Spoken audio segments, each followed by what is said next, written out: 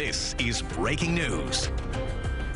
Good afternoon. I'm Dana Tyler. We interrupt our programming with breaking news. Let's go live to the 105 NYPD precinct in Queens. Deputy Chief Christopher McIntosh, commanding executive officer of Queens South, in addition to Igor Pinkasov, inspector, commanding officer of the 105 precinct. Captain Campisi, the commanding officer of Queens South Narcotics, is with us also today. I'd like to mention Sergeant Nicholas Beckus of the 105 FIO team. The reason we're here today is to brief you in regards to a search warrant which was conducted today, which totaled was a completion of an investigation that occurred here in Queens Village. It resulted in 5 arrests, adults, and the removal of a 10-year-old child from a dangerous environment.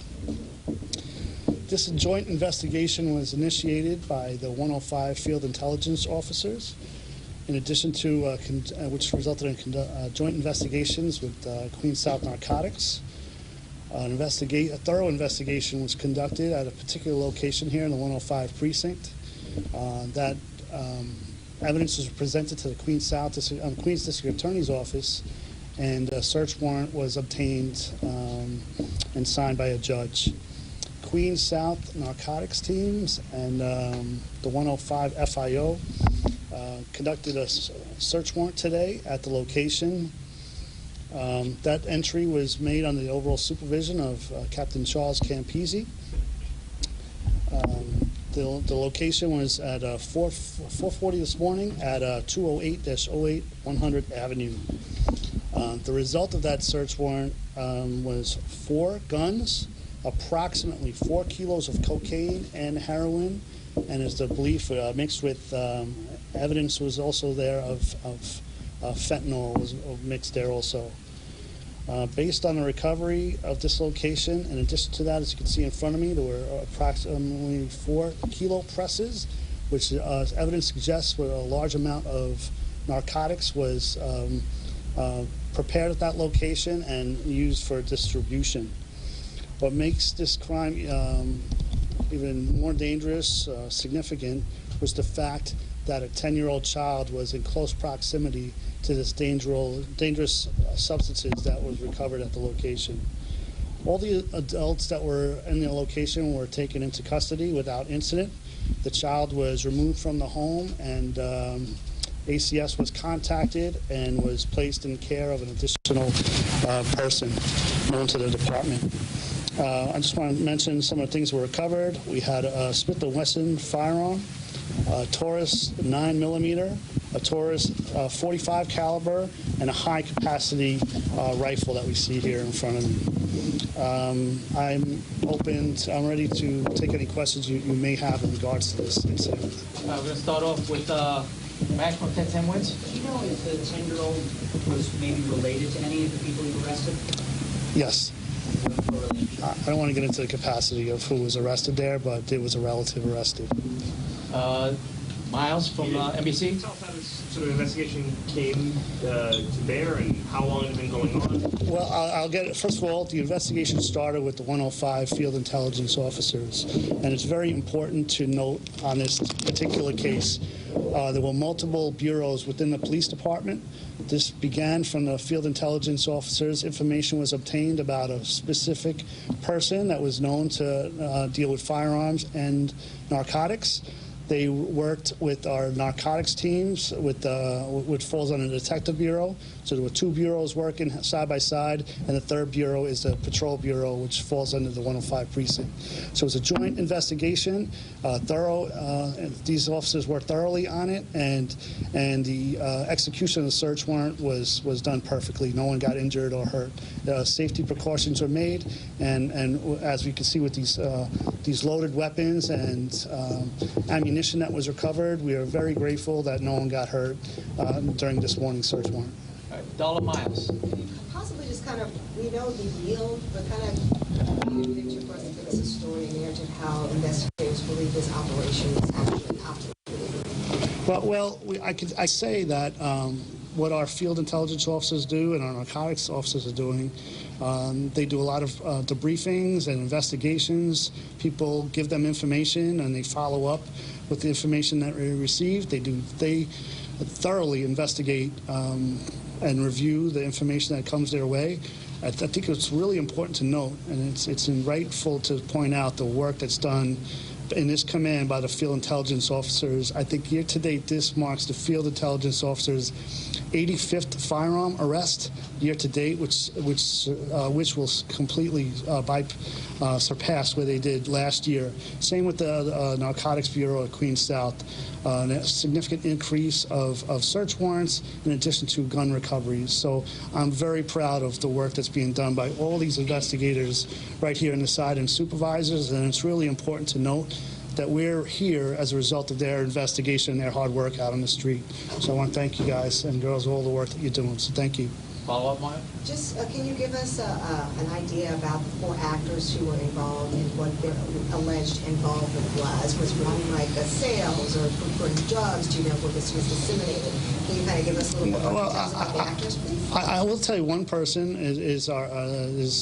we believe was involved in heavy distribution of narcotics. This is a large operation, and I want to get into too much of it because we're not done here yet. We see a lot here on the table. It was a successful operation. I think the significance of it is, 1, the amount, and 2, that the fact that there was operating at a 10-year-old child was living in the household. So to put it in perspective, too, to describe it, this was a single-family house, multiple floors. There was a second-floor bedroom where a young child lived at, was residing, sleeping in his room. Right across the hall from that child was a recovery of this dangerous drugs right across the hall. In addition to that, we go down to the basement. That's where you see all those firearms recovered, in addition to the large amount of narcotics. So we feel this was both sale and distribution of illegal firearms and illegal narcotics. Dean Moses, AMEO, how are you, when officers go in, how are you able to quickly determine that this is fentanyl? Well, so our officers, our narcotics officers, are trained to do search warrants. That's what they do day in, day out. We have a significant increase in search warrants this year.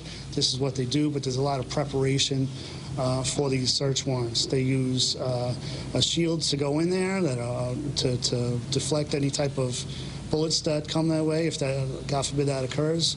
They're heavily prepared. They take every single search warrant with, it's every single one is treated as a serious concern.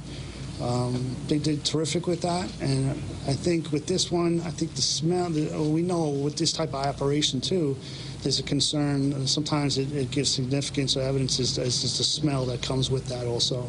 So that's, I don't know if that answers your question. Just a quick follow-up. In lieu of what happened also in the Bronx with children, do your officers carry Narcan? Yes, it's mandatory. For our narcotics teams, the dangerous work that these officers do each and every day, we're very aware of their exposure, potential exposure to this product. And with that said, they carry Narcan, as does the officers on patrol in the 105 precinct.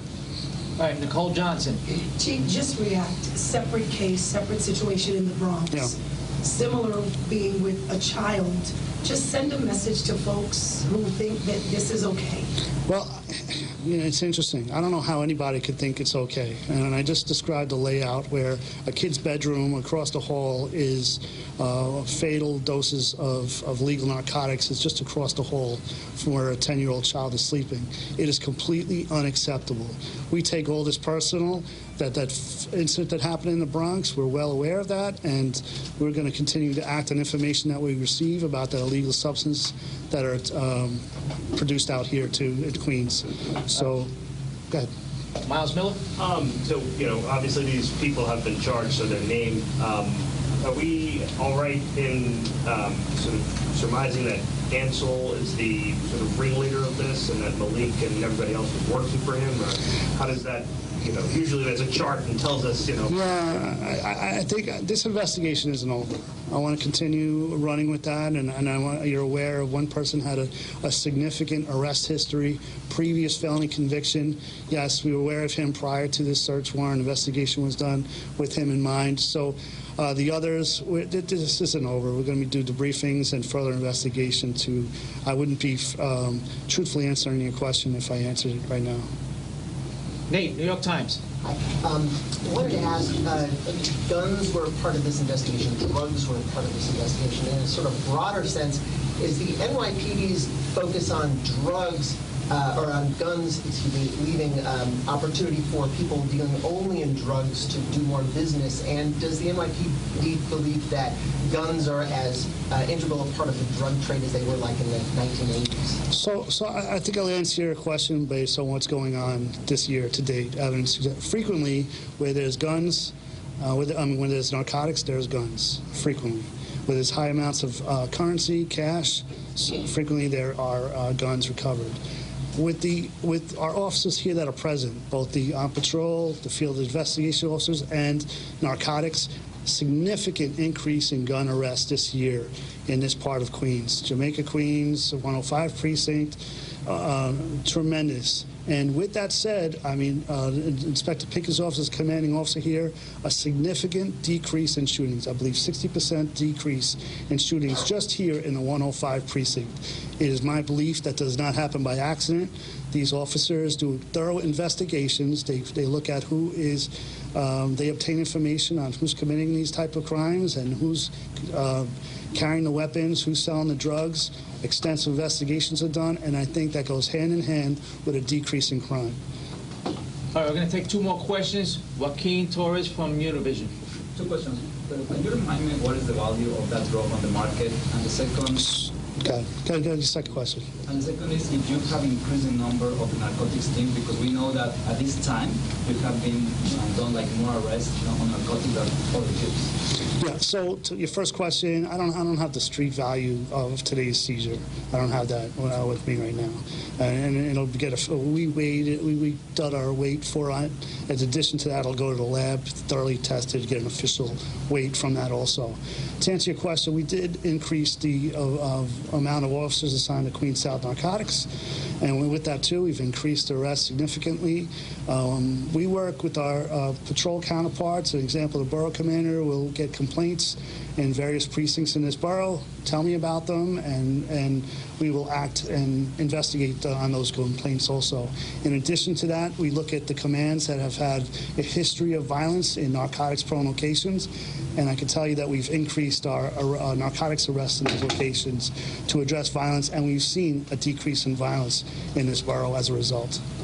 All right, our final question will be Darla Miles, NBC. ABC. ABC. It's okay. Two quick questions. Tell us about the distinguished officers who are actually standing here with you. Thank you so much for bringing that up. And secondly, the time, how long do you think this investigation has been taking place? But we want to hear about these officers. Oh, I'm so grateful you brought that up because, you know, here I'm wearing a shirt and tie. These officers are out there wearing bulletproof vests and working in inclement weather, whether it's significantly hot, cold, they're out there day and night in harsh hours, harsh environment, and in difficult environment. With that said, what's important to note here is, again, to us, we're all officers, but there's different bureaus here working side by side together and sharing information. Both the precinct, patrol, Detective Bureau, and the field investigation teams. That's three separate bureaus working side by side, and it's sharing information. In my opinion, that's how stuff gets done. And again, what we have here is what we call white shield police officers come to narcotics, and it's an investigative unit. Same with the field investigation team. It's a path. It's a career path. We try our best to get the best of the best that are out there, and they're going after very bad people, and it's highly successful in this borough, and I'm proud of the work that they do. And they're the ones who did this takedown? That's correct, yeah. How long was the drug operation? Do you have an idea of how long? It was a period of time, Okay. But again, the information initially was developed by the 105 field investigation officers. All right, everyone, thank you for your time and attention. Thank you. You've been listening to an NYPD press conference, 105 precinct in Queens, where it was just announced that there was a drug takedown at a home, a single-family home. adults were arrested, but what's key here, significant, is that there was a 10-year-old child, police say, sleeping in a room that was right across the hall from dangerous drugs, fatal doses of drugs. The child now in custody of the Administration of Children's Services. And of course, also what's significant here is just last Friday, there was an arrest at a Bronx daycare center. 2 people arrested, 4 children sickened by fentanyl exposure.